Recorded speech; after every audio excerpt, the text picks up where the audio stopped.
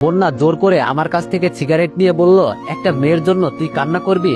দেখ আমাদের দেশে কি কম মেয়ে আছে? তুই শুধু বল কাকে লাগবে, আমি তাকে এনে তোর পায়ের সামনে ফেলবো। চোখের পানি মুছে বললাম, এই শহরে তো টাকা দিয়ে ভালোবাসা কেনা যায়, কিন্তু আমার এমন এক ভালোবাসা ছিল যার জন্য আমি যুদ্ধ করতেও রাজি ছিলাম। বন্যা বলল, দেখ দীপু, এইসব নিয়ে আর মন খারাপ করিস না, যা হয়েছে সব ভুলে যা। আমি বললাম, বন্যা তোরে একটা কথা বলি। বন্যা বলল, বল। আমি বললাম, আমি আবার বাংলাদেশে ব্যাক করতে চাই, আর ভালো লাগছে না, আমার পরিবারের সবাইকে দেখার খুব ইচ্ছা করছে। বন্যা বলল, সত্যি চলে যাবি? আমি বললাম, একেবারের জন্য না, আমার ঠিকানা তো এখানে, বাবা মা আমাকে পর করে দিল, তোরা ছাড়া আমার কি আছে বল। বন্যা বলল, এভাবে বলিস না, আমার বাবা মা তো তোকে নিজের সন্তানের মতো দেখে। আমি বললাম, আঙ্কেল আর আন্টির কথা বলিস না, ওনারা আমার কাছে চিরদিনই সম্মানী হয়ে থাকবে। বন্যা বলল, তাহলে কবে বাংলাদেশ ব্যাক করবি? আমি বললাম, এই তো দেখি সুযোগ বুঝে, তবে আগামী সপ্তাহে যেতে পারি। বন্যা বলল, সামনের সপ্তাহে তো আমার পরীক্ষা। আমি বললাম, পরীক্ষা শেষ করে চলে আসবি? বন্যা বলল, এবার আমি তোদের বাংলাদেশে গেলে একটা বয়ফ্রেন্ড খুঁজে নিব, শুনেছি বাংলাদেশের মানুষ নাকি খুব ভালো হয়। আমি বললাম, শুধু বাংলাদেশের মানুষ নয়, এখানকার মানুষও খুব ভালো। বন্যা বলল, আচ্ছা রিয়া দেখতে কেমন রে?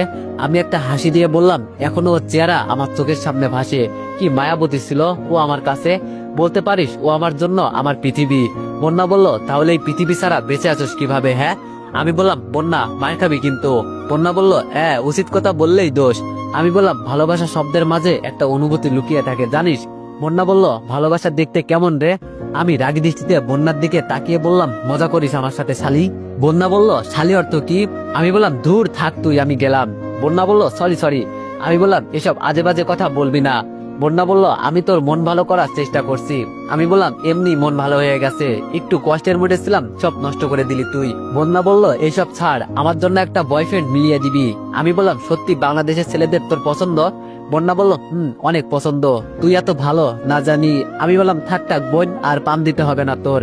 বন্যা বলল, মন ভালো হয়েছে তোর? আমি বললাম, অনেকটাই।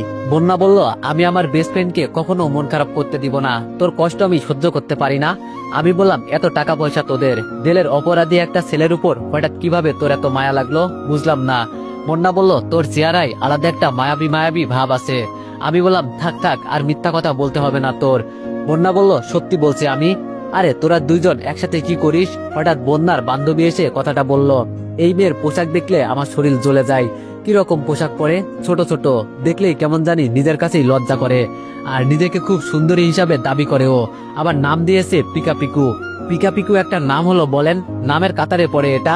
তবে ওকে আমি মজা করে পিক বলে ডাকি, যেহেতু বন্যার বান্ধবী, কথা তো বলতেই হবে। পিকু আমাদের সামনে এসে ওর চুলে হাত দিয়ে বলল, বেবি তুমি কেমন আছো? আমি বললাম, বন্যা তোর বান্ধবীকে এইসব কথা বলতে মানা কর। পিকু বলল, কেন, তোমার রাগ হয়েছে বাবু? আসো আসো, আমার কোলে উঠবে। বন্যা হাসতে হাসতে বলল, পিকু এসব আর বলিস না, ও লজ্জা পাচ্ছে।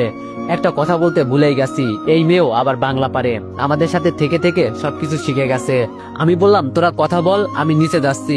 পিকু আমার নিচের দিকে তাকিয়ে বলল, দীপু তোর এটা দেখা যাচ্ছে। তাড়াতাড়ি নিচে হাত দিলাম। পিকু হাসতে হাসতে বলল, আরে এমনি বললাম, লজ্জা পেলি নাকি? রেগে বললাম, কি এক দেশ তোদের, শরম লজ্জায় কিছুই নাই তোদের ভিতরে। যে যেভাবে পারছে সে সেভাবে অর্ধনগ্ন কাপড় পরে ঘোরাঘুরি করছে, লজ্জা শরম একটু ভিতরে রাখ। পিকু বলল, লজ্জা দিয়ে কি করবো আমরা, লাইফ ইজ এনজয়। আমি বললাম, তাই বলে এমন ধুর বলতেও লজ্জা করে। আচ্ছা আমি নিচে গেলাম।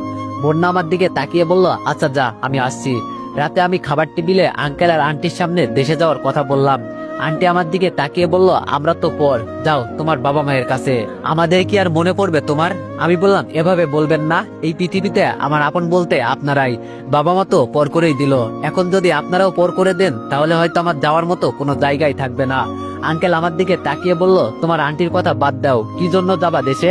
আমি বললাম, পরিবারের সবাইকে দেখতে খুব ইচ্ছা করছে। আঙ্কেল বলল, আচ্ছা কবে যাবা? আমি বললাম, এই তো সামনের সপ্তাহে। আঙ্কেল বলল, আচ্ছা আমি সবকিছু রেডি করে রাখবো।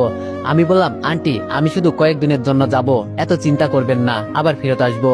আন্টি বলল, মনে থাকা যেন কথাটা। দেখতে দেখতে 5 দিন কিভাবে চলে গেল জানতেও পারি নাই। মনের মাঝে একটা খুশি খুশি ভাব হয়েছে, দেশে যাব এই জন্য হয়তো। আজকে দেশে যাব। বন্যা আমার সাথে এয়ারপোর্ট পর্যন্ত এলো। বন্যা আমাকে উদ্দেশ্য করে বলল, তুই আগে যা, তাড়াতাড়ি আমিও চলে আসছি। আমি বললাম, আগে পরীক্ষা শেষ কর। বন্যা বলল, আমার জন্য বয়ফ্রেন্ড রেডি রাখিস। আমি বললাম, বয়ফ্রেন্ড কি খেলার জিনিস যে চাইলে আমার পেয়ে যাব? বন্যা বলল, এই যে তোরা তো অডিয়েন্স আছে, তাদের বল। আমি বললাম তুই বলে দেখ, আমাকে জিজ্ঞেস করছিস কেন? মুন্না বলল কি দেখো চেয়েছে, আমার বয়ফ্রেন্ড হবে না? আমি বললাম ওদের ঠেকা পড়ছে তোর বয়ফ্রেন্ড হতে। মুন্না বলল দেখিস কত কমেন্ট পড়ে আমার জন্য। আমি বললাম দেখাই যাবে। রিয়াকে বিদায় জানিয়ে উড়াল দিলাম পাখির মতো দেশের পথে। যত কাছে যাচ্ছি তত যেন বুকের কম্পনি বেড়েই চলেছে। আচ্ছা, রিয়ার কি বিয়ে হয়ে গেছে? ও দেখতে কেমন হয়েছে এখন? এই 3 বছরে রিয়ার চোখের অপারেশন করে ফেলেছে হয়তো। জানি না আমার রিয়া এখন আমাকে অনুভব করলেও চিনতে পারবে কিনা। আমার পরিবারের সবাই কি আমাকে এখনো মেনে নিবে? মনে হয় এই জীবনেও নিবে না। তাদের চোখে হয়তো আমি সারা জীবন অপরাধী হয়ে থাকবো। যদি শুনি রিয়ার বিয়ে হয়ে গেছে, সাথে সাথে আবার লন্ডনে ব্যাক করব। দীর্ঘক্ষণ জার্নি করার পর দেশের মাটিতে পা রাখলাম।